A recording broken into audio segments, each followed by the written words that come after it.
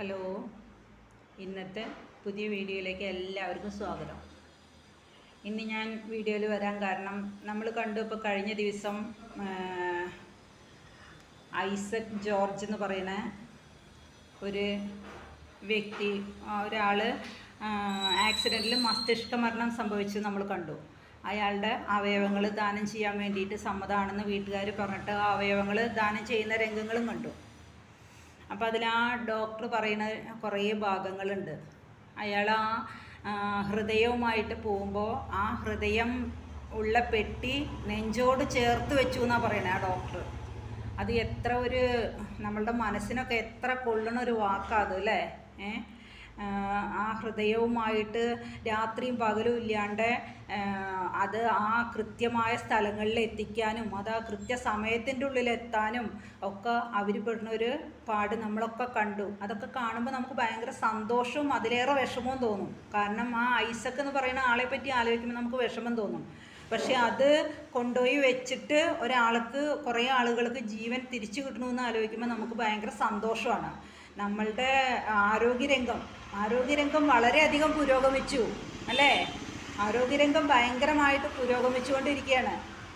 അതിൽ നമുക്ക് അഭിമാനിക്കാം അല്ലേ, നമ്മളുടെ നാടിനെ അഭിമാനിക്കാം. ആ ഒരു ഉദ്യമത്തിന് സർക്കാരും മറ്റ്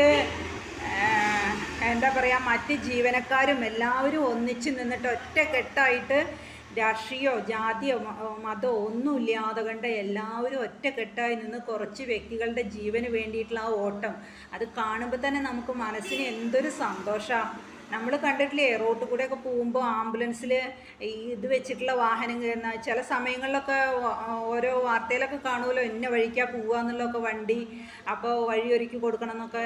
ആ വണ്ടി നമ്മളുടെ അടുത്ത് കൂടെ പോകുമ്പോൾ നമുക്ക് ഭയങ്കരമായിട്ടുള്ളൊരു ബഹുമാനമാണ് തോന്നുന്നത് ആ വണ്ടിയോടൊപ്പം. ആ വണ്ടിയിൽ പോണത് കാണുമ്പോൾ, വണ്ടി നമ്മളുടെ അടുത്ത് കൂടെ പോകുന്നത് കാണുമ്പോൾ ആ വണ്ടിയോട് എന്തെന്നില്ലാത്തൊരു ആദരവ് നമുക്ക് തോന്നും അല്ലേ.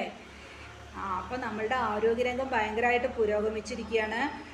പിന്നെ ആ ഐസക് എന്ന് പറയുന്ന വ്യക്തിയുടെ വീട്ടുകാർ ആ അവയവങ്ങൾ ദാനം ചെയ്യാൻ കാണിച്ച ആ വലിയ മനസ്സ്, അതിൻ്റെ മുന്നിൽ നമ്മൾ ശിരസ് നമിക്കണം അല്ലേ. അപ്പോൾ ഇന്നലെ അങ്ങനത്തെ ഒരു വീഡിയോ കണ്ടപ്പോൾ എനിക്ക് അതൊന്ന് പറയണം തോന്നി. ആ വലിയ മനസ്സ്, എല്ലാവരുടെയും ആ വലിയ മനസ്സ്, കൂട്ടായ്മയും എല്ലാം നമ്മളെ എങ്ങനെയാണ് കണ്ടില്ല എന്ന് വയ്ക്കുക. അപ്പോൾ അതായിട്ടൊരു വീഡിയോ ചെയ്യണം തോന്നി. ഓക്കേ.